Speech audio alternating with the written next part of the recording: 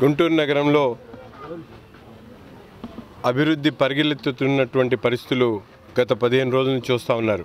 ఎందుకంటే చాలా కాలం తర్వాత ప్రజలకు అవసరమైనటువంటి కార్యక్రమాలు, ముఖ్యంగా ప్రజాభిష్టం మేరకు ప్రతి ఒక్క చోట కూడా రోడ్లు కానీ, సీసీ డ్రైన్లు కానీ, వీధి దీపాలు కానీ, ట్రాన్స్ఫార్మర్లు కానీ ఈరోజు పారదర్శకంగా ప్రజల అవసరాలను దృష్టిలో పెట్టుకొని ప్రతి ఒక్క కార్యక్రమాన్ని కూడా తీసుకోవడం జరుగుతూ ఉంది.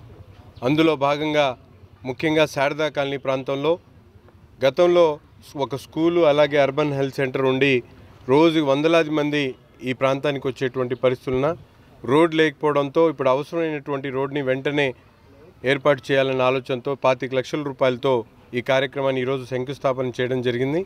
ఈ రోడ్డే కాకుండా శారదా కాలనీ ప్రాంతాన్ని మరింత అభివృద్ధి చేసేటువంటి దిశగా ముఖ్యంగా మార్జిన్ ప్రాంతంలో పేదలు, బడుగు బలహీన వర్గాలు నివసించేటువంటి మార్జిన్లో చాలా కాలం నుండి ఉన్నటువంటి పేదలకు కనీస సౌకర్యాలు లేక ఇబ్బందులు పడుతున్నటువంటి పరిస్థితులు ఉన్నాయి.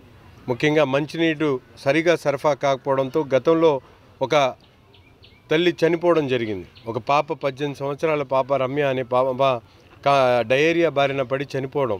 ఆ రోజు మేము ఉద్యమాలు చేసి అక్కడ మంచినీటిని కల్పించాలని చెప్పి మేమే ఉద్యమాలు చేసినటువంటి పరిస్థితులు. ఈరోజు తప్పకుండా ఆ ప్రాంతానికి కూడా ఒక మహర్దశ వచ్చేటువంటి విధంగా కార్యక్రమాలను తీసుకుంటా ఉన్నాం. ఇప్పుడే ఎస్టిమేట్లు రెడీ అవుతూ ఉన్నాయి.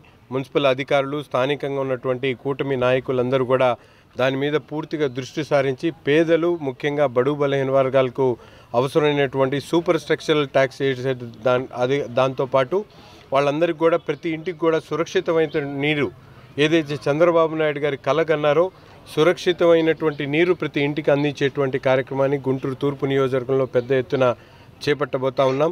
ప్రతి ఇంటికి కూడా మంచినీటి కుళాయిని ఏర్పాటు చేయడం, సీసీ రోడ్లు, డ్రైన్లు, అలాగే వీధి దీపాలు ఏర్పాటు చేసి ఈ నగరంలో పేదలకు ప్రతి ఒక్క సౌకర్యం ఉంది అనేటువంటి విధంగా రాబోయేటువంటి సంవత్సర కాలంలో నగరంలో ప్రతి ఒక్క వాడవాడ తిరిగి అభివృద్ధి చేస్తామని చెప్పి కూడా ఈ సందర్భంగా హామీ తెలియజేస్తూ ప్రజలు కూడా మీకు ఎటువంటి అవసరాలు ఉన్నా కూడా మేమందరం కూడా అందుబాటులో ఉంటాం. మీరు ఎప్పుడైనా ఏ అవసరం వచ్చినా మా ఫోన్లకు కానీ, మా ఆఫీసులకు కానీ మీరు వచ్చి తప్పకుండా చెప్పండి. క్షేత్రస్థాయిలో ప్రతి ఒక్క కార్యకర్త కూడా మా నాయకుడు చంద్రబాబు నాయుడు గారి ఆదేశాలతో ప్రతినిత్యం ప్రజలతో మమేకమై పనిచేయడానికి సిద్ధంగా ఉన్నామని చెప్పి ఈ సందర్భంగా తెలియజేస్తాము.